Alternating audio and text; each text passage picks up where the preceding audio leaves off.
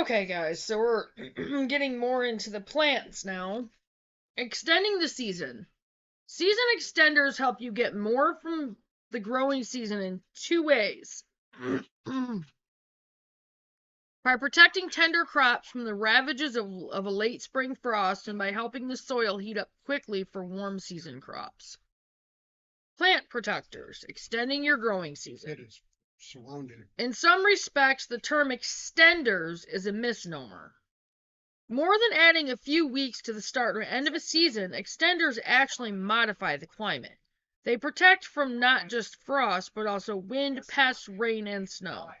Low-cost, old-fashioned season extenders that remain popular include cold frames, plastic cones, hot caps, plastic milk jugs with bottoms cut away, hay bales, newspaper, blankets, plastic-wrapped wire frames, and even grocery bags with their edges turned down and weighted with soil. All work well in certain situations. We'll examine a few in some detail. Row covers. Row covers are extenders that protect your plants. There are two main kinds, floating and plastic. Floating row covers are soft, white garden blankets made of lightweight, permeable material. They require no supports and are available in numerous sizes. Numerous weight sizes and thicknesses.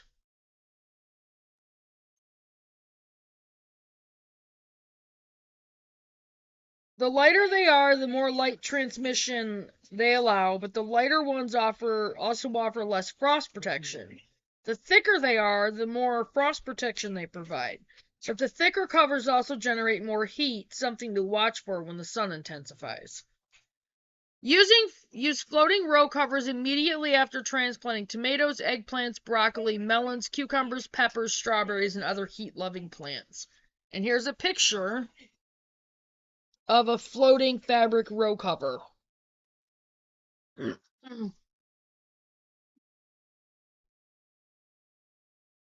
people won't change that.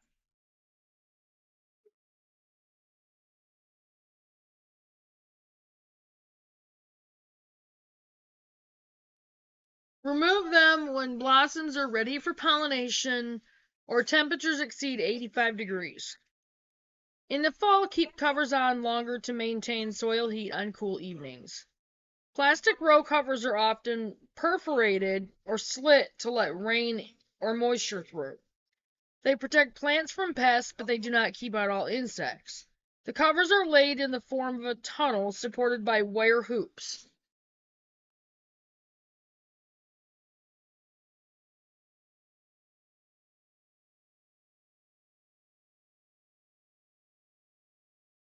There, all right?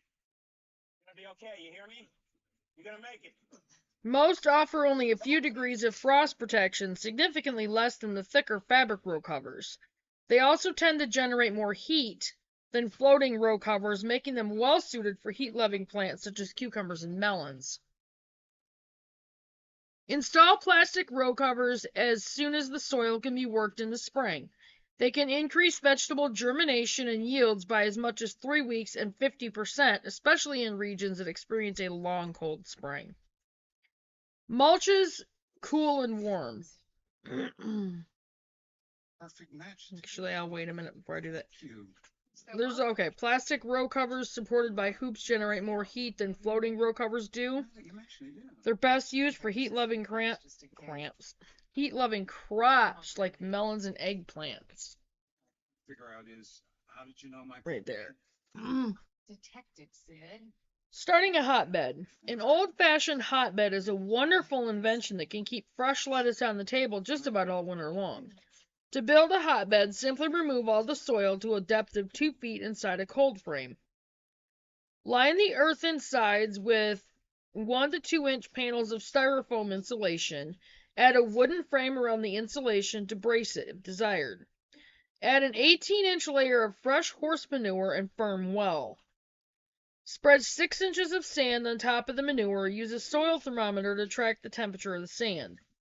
As the manure composts, it will heat the sand over 100 degrees. Oh. Place flats of pots flats, and pots of plants in the hotbed when the sand temperature drops below 90 degrees. The manure will heat the bed for many weeks. When the manure is composted, the hotbed can be used as a cold frame.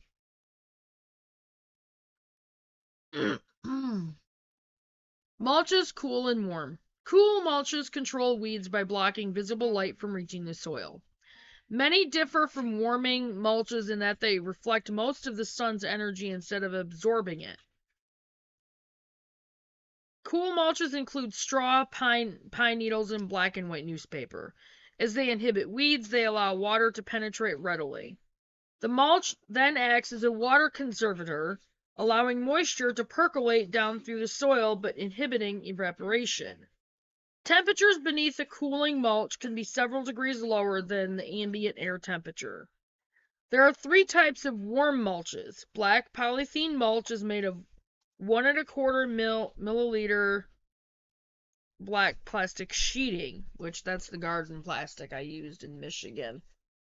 Presented by Lisa Frankenstein. Only in theaters this Friday. Get tickets at www.lisafrankenstein.com. It has been used for decades, but it has some disadvantages. It is not biodegradable and is often difficult to remove from the garden. Yeah. Plastic. Wow. Black plastic. I'm making up words now. Black landscape fabric works similarly. It does not warm the soil as efficiently as black poly, but the difference is slight. Unlike black poly, landscape fabric allows water to seep into the soil. IRT 100 is a dark-colored plastic that allows a good deal of energy from the sun to warm the soil directly. It then helps retain the accumulated warmth. It is the most effective soil warming mulch to date, but it is not biodegradable. Hot caps. See you later. Watch it. Hot caps are simple devices to protect individual small plants from frost. One option is the plastic milk container. Simply cut the bottom from a 1-gallon container and set it over the plant. Leave off the cap for ventilation. Seedlings can be protected by setting paper cups over individual plants. The best device for frost protection is the wall of water hot cap, which consists of several plastic cylinders joined into the shape of a teepee. When you place it around the plant, fill the cylinders with water. In tests among paper cups, milk jugs, row covers, and wall of water teepees, the teepees were the most effective in providing frost protection. Hot caps give plants a head start on growth. However, if plants are not weaned from them by blossom time, yields will be smaller than those gathered from plants grown without the caps. Okay. There's the milk jug, and there's the wall of water. And there's the plastic. Black plastic. I'm creating new words, guys. Plastic. That's what I was trying to say.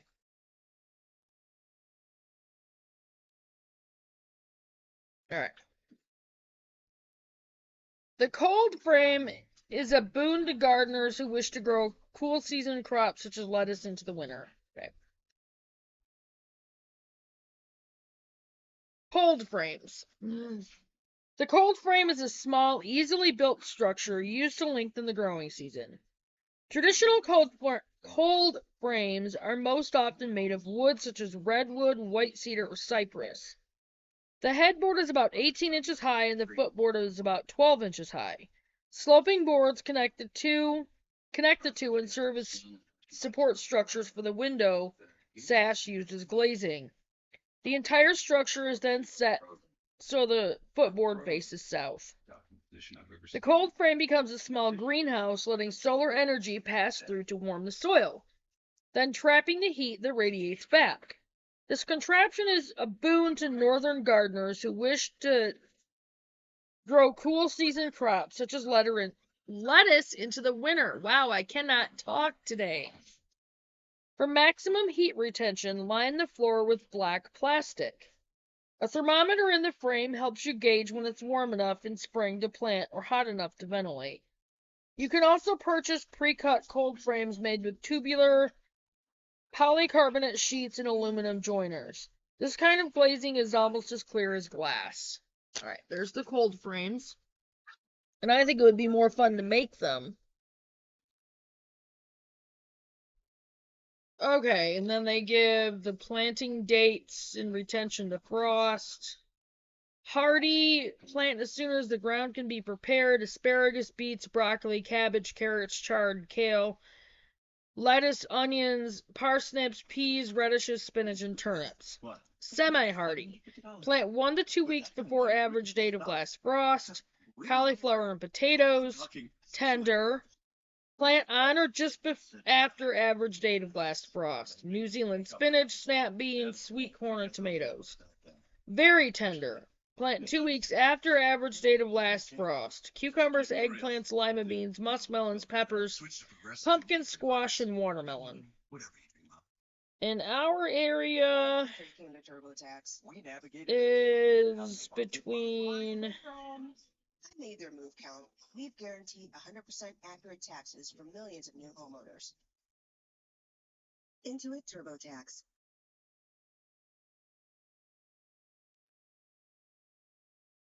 Average dates of last frost. Ours is between April 1st and April 30th. According to this.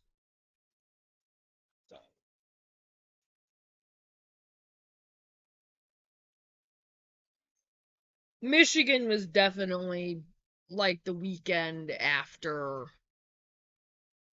Memorial Day weekend. Like, you didn't really want to plant anything significant before that. Okay, so that was extending the season. I'm going to go ahead and get this uploaded, and I will see you guys on the next one. Bye, guys.